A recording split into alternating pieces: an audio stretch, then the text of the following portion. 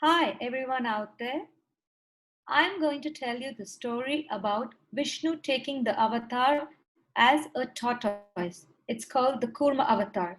The name of the story is The Divine Nectar. Many, many years ago, there lived a sage called Sage Durvasa who was known for his anger. One day, Sage Durvasa was gifted by a heavenly goddess an exotic special garland with a killing fragrance. Sage Durvasa was very happy receiving it and took it with so much of pride and walked past. All of a sudden, as he was walking, he hears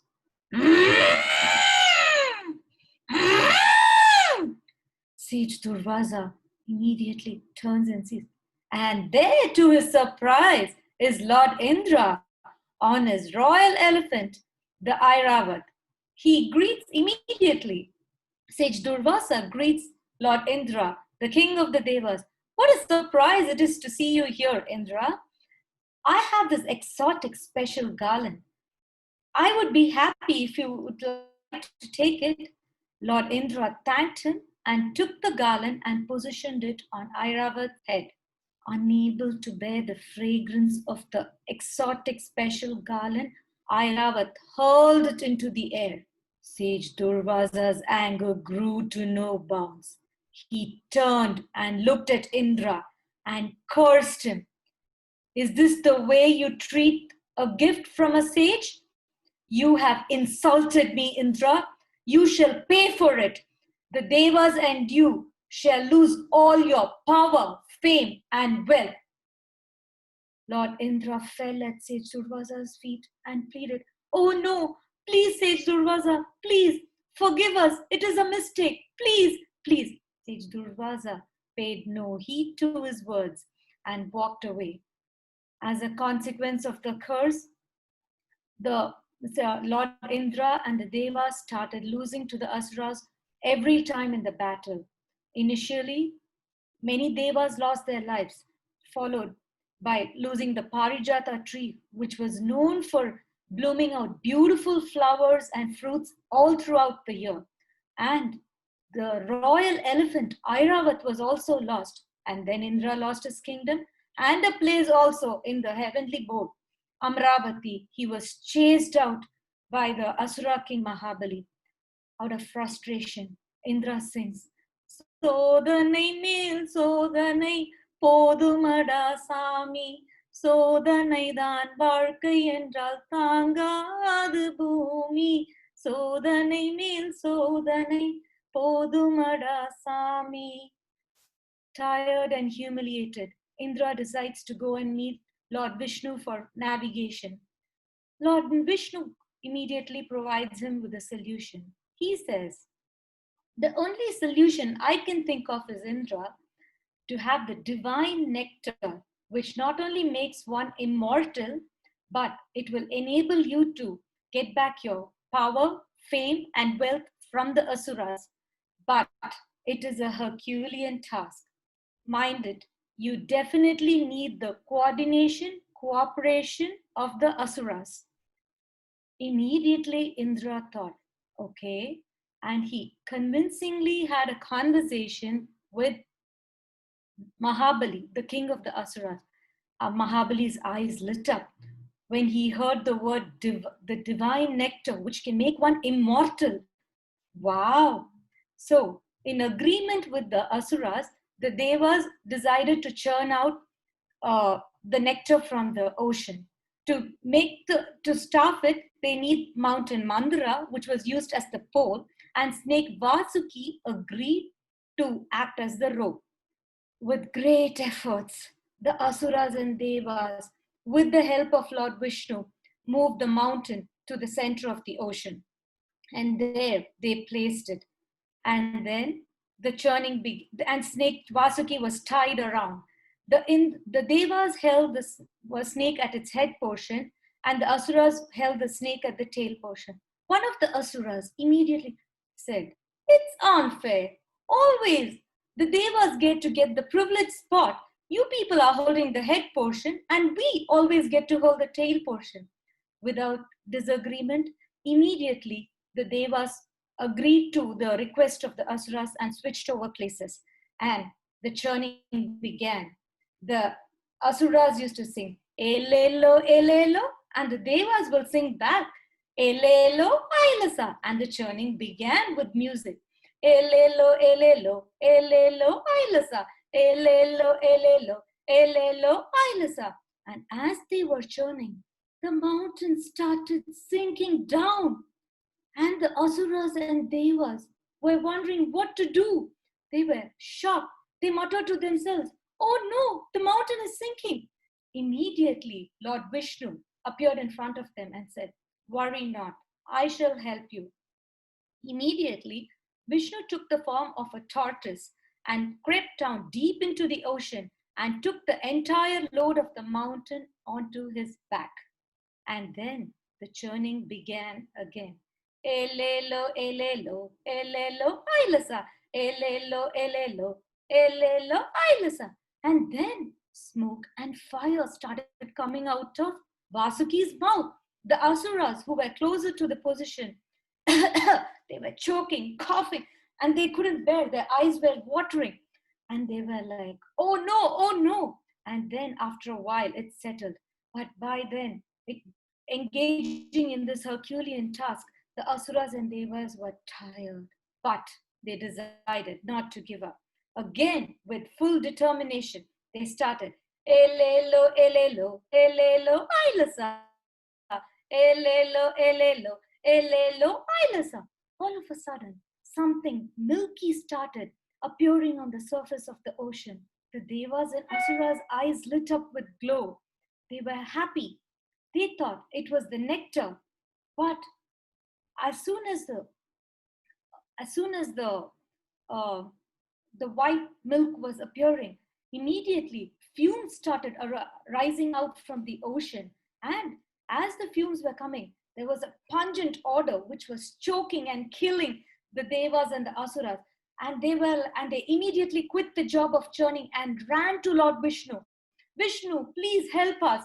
They fell at his feet and pleaded. But Vishnu calmly and politely told them, I am sorry. Only Lord Shiva is at your can rescue you.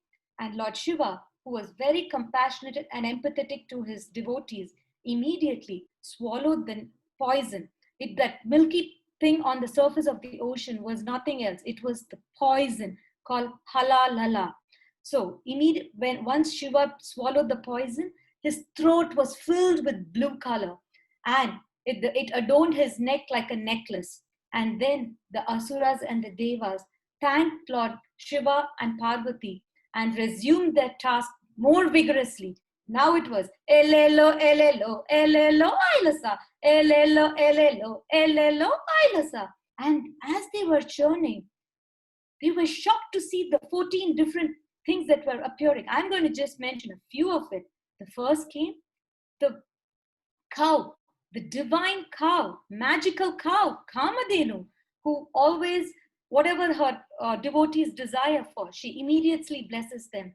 And Lord Vishnu decided to give the Kamadenu to the rishis who were not very wealthy. And then the magnificent horse, Uchchaishravas, splurged from the ocean. And that was given away to Mahabali, the king of Asuras. And the Airavat, which Indra lost, Parijata tree to the Asuras, all that was restored back to Indra as the churning was happening. And what was most interesting was a beautiful celestial woman rose from the ocean, and the Indras and Devas were spellbound by her beauty and grace. She walked with a garland in her hand. They left the Indras and the Devas, left her churning and followed her. And they thought each Asura and Deva were like, she's going to garland me. She might garland me. She will garland me. Each of them were muttering to themselves. But then she walked closely to Lord Vishnu and garlanded him. It was none other than Goddess Lakshmi, the goddess of wealth. And then Vishnu too accepted her as her consort, and everyone behind sang Lakshmi Kalyana Vaibhogame Vishnu Kalyana Vaibhogame. And then all of a sudden, and then a man in ascetic form appeared, and that was none other than god of medicine, Dhanvantri, with the nectar in his hand. The Asuras and Devas' joy was to no bounds. Alas, their efforts were paid. And now the Asura, even before the joy was short-lived for the Devas, unfortunately. The Asuras grabbed the pot of nectar and ran away. And they started fighting amongst themselves who's going to have the first drop of nectar. The Devas were perplexed as not knowing what to do. Immediately, they sought the help of Vishnu. Vishnu said, the Asuras need to be taught a lesson for their greed. Worry not, I will handle it. Immediately, Vishnu takes the form of Mohini, a beautiful maiden, and walks past the Asuras. The Asuras are in a trance. They are mesmerized by her beauty. They totally forgot about the nectar, and they were just like staring, and they were captured by her beauty. And they start singing, எந்த பெண்ணிலும் இல்லாத ஒன்று அது ஏதோ அது ஏதோ உன்னிடம் இருக்கிறது அதை அறியாமல் விடமாட்டேன் அதுவரை உன்னை தொடமாட்டேன் எந்த பெண்ணிலும் இல்லாத ஒன்று அது ஏதோ அது ஏதோ உன்னிடம் இருக்கிறது. And one of the asuras who was having the nectar in his hand went to Mohini and said, beautiful maiden, we asuras are having a major fight amongst us. We are not sure who should have the first serving of the nectar. Can you please help us figure out? Mohini quietly smiled at them and gracefully abided to their request. And she was smiling and killing them with their beauty and grace, while on the other side, she was serving the devas quietly the nectar. The devas were having it. None of the asuras noted, except for one asura named Rahu. He immediately took the form of a deva and stood in line for the nectar, and the nectar was almost over. Just the last bit was there when Rahu was approaching. Rahu's disguise was noted by the sun god Surya and the moon god Chandra. Immediately they hinted to Vishnu. As Rahu was swallowing the bit of nectar, Vishnu's disgust flung his head across even before the nectar entered his body, and there he lay down dead.